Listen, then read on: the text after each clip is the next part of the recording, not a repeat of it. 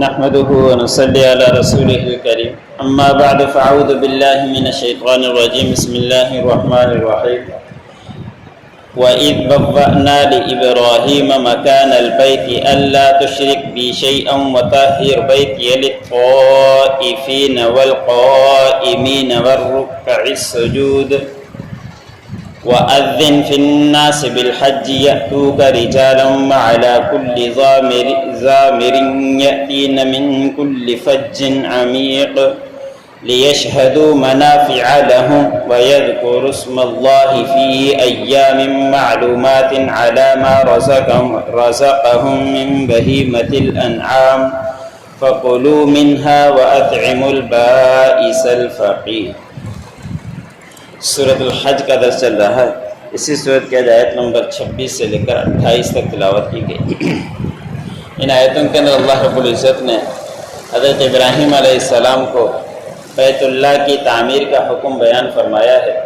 تو گزشتہ آیتوں کے اندر اللہ رب العزت نے تذکرہ بیان فرمایا کہ جن لوگوں نے کفر کیا ان کے لیے سخت سزائیں ہیں، اور جو لوگ ایمان لے کر آئے ہیں ان کے لیے باغات ہیں جس کے اندر وہ ہمیشہ کے لیے رہیں گے۔ پھر اللہ رب العزت نے مسجد حرام کا تذکرہ بھی بیان فرمایا کہ جو لوگ مسجد حرام سے روکتے ہیں تو ان لوگوں کے لیے سخت سزا ہے، زیادتی کر کے ظلم کرتے روکتے ہیں تو ان کو ہم دنیا کے اندر بھی عذاب چکھائیں گے اور آخرت میں بھی عذاب چکھائیں گے، جس کا تذکرہ حضور صلی اللہ علیہ وسلم مکے سے مدینے کی طرف ہجرت فرما ہوئے تھے، واپس احرام باندھ کر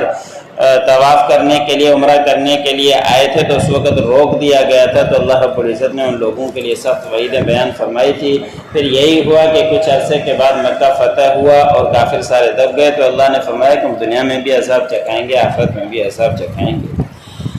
آج کے آیت میں اسی بیت اللہ کی تعمیر کا حکم حضرت ابراہیم علیہ السلام کو اللہ رب العزت نے دیا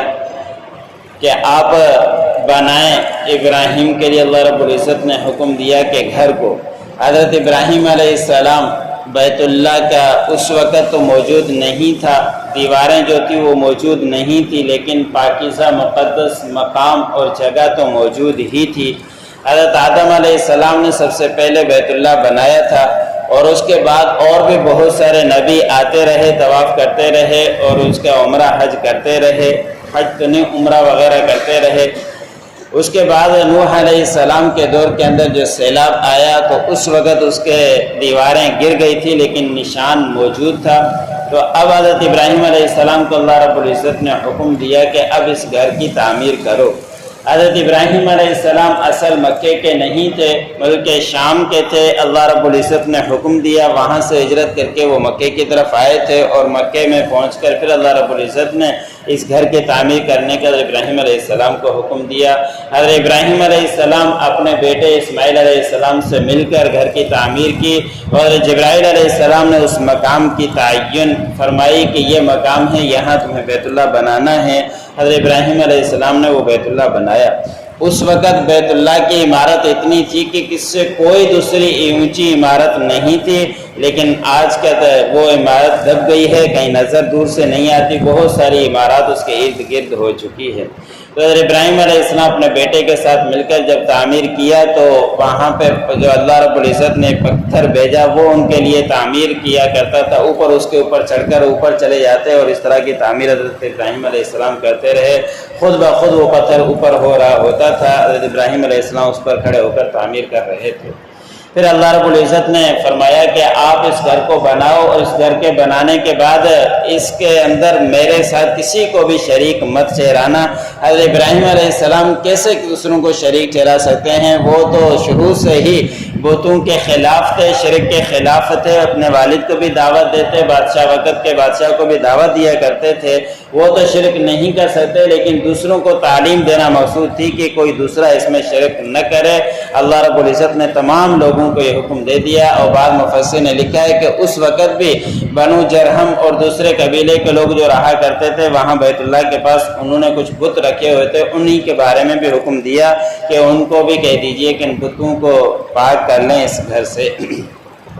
اور پاک کرو میرے گھر کو طواف کرنے والوں کے لیے اور وہاں کے رہنے والوں کے لیے اور رکوع کرنے والوں کے لیے سجدے کرنے والوں کے لیے اس گھر کو بناؤ بھی صحیح، صاف بھی کرو، پاک بھی کرو۔ اور پاکی اللہ کے گھروں کو پاکی کرنے کا حکم خود قرآن پاک کے اندر اللہ رب العزت نے حکم دیا ہے۔ جو بھی مساجد ہیں وہ بھی اللہ کے گھر ہیں، بیت اللہ ہے وہ بھی اللہ کا گھر ہے، ان کو پاک رکھنا ہر کسی کی ایک طرح سے ذمہ داری ہے۔ وقت کے نبی کو بھی اللہ رب العزت نے یہ حکم دیا کہ اس گھر کو پاک رکھو، کہ جو نمازیں پڑھتے ہیں، طواف کرتے ہیں، ان کے لیے صاف ستھری جگہ رہنی چاہیے۔ پھر اللہ رب العزت نے حکم دیا، جب بیت اللہ کو حضرت ابراہیم علیہ السلام نے تعمیر کر دیا تو پھر اللہ نے حکم دیا کہ آپ آواز دے دیجئے لوگوں کو کہ وہ اس طرف حج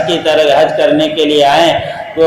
حضرت ابراہیم علیہ السلام نے فرمایا کہ میں تو اعلان کر دوں گا، لیکن کون سنے گا میری کہ میں یہاں، اور یہاں کوئی چرند پرند نہیں، یہاں آبادی نہیں، کتنے لوگ میری بات سنیں گے؟ تو حدیث مبارک میں آتا ہے کہ اللہ رب العزت نے فرمایا کہ آپ کا کام ہے اعلان کرنا اور سب کے کانوں تک بات پہنچانا، آواز پہنچانا میری ذمہ داری ہے۔ حضرت ابراہیم علیہ السلام ایک اونچے ٹیلے پر کھڑے ہوئے اور کانوں میں آواز دے کر دائیں بائیں مغرب مشرق چاروں طرف بلند آواز سے یہ حکم دیا کہ آؤ اس گھر کے بیت اللہ کی طرف حج کرنے کے لیے۔ پھر اللہ رب العزت نے فرمایا کہ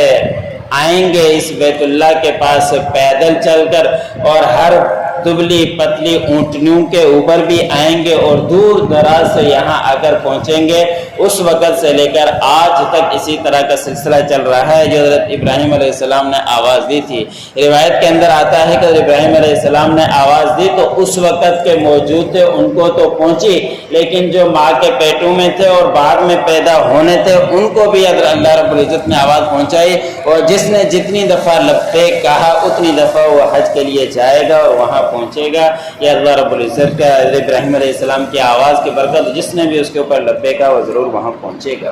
پھر اللہ رب العزت نے فرمایا کہ جو حج کرے گا اس کے لیے فوائد ہیں، دنیا کے اندر بھی فائدہ ہے اور آخرت کے اندر بھی فائدہ ہے۔ دنیا کے اندر فائدہ یہ ہے کہ پہلے دور کے اندر کچھ کاروبار کے لیے بھی جاتے تھے، لمبا سفر ہوا کرتا تھا، تو اس وقت اجازت بھی تھی کہ کوئی اپنا کاروبار لے جائے اور وہاں بیچ کر نفع بھی کر لے اور حج بھی ادا کر لے، کیونکہ پیدل چلتے وقت لگتا، اتنا خرچہ بھی نہیں ہوتا، تو اس وقت اجازت بھی تھی۔ ابھی بھی یہ معمول نہ بنائے کہ ہم جائیں گے صرف وہاں کاروبار کریں گے، بلکہ ہلکا پھلکی کوئی چیز لے جائے تو اس کی گنجائش تو ہے، اجازت تو ہے، لیکن بالکل حج کو چھوڑ کر اسی کے اندر لگا رہے اس کی ممانعت ہے، جو اصل مقصد ہی فوت ہو جائے۔ تو اللہ رب العزت نے فرمایا کہ تاکہ وہ فائدے حاصل کریں دنیا کے اندر بھی آخرت میں بھی۔ دنیا کے اندر یہ کچھ نفع مل جاتا ہے اور آخرت میں نفع روایتوں کے اندر آتا ہے، جو بیت اللہ کا حج کرے اور اچھے طریقے سے حج کرے، اس نے بےہودہ بات نہیں کی اور اس نے غلط کام کچھ نہیں کیا، وہ ایسا ہے حج کرنے کے بعد جیسے ابھی ماں کے پیٹ سے پیدا ہوا ہے۔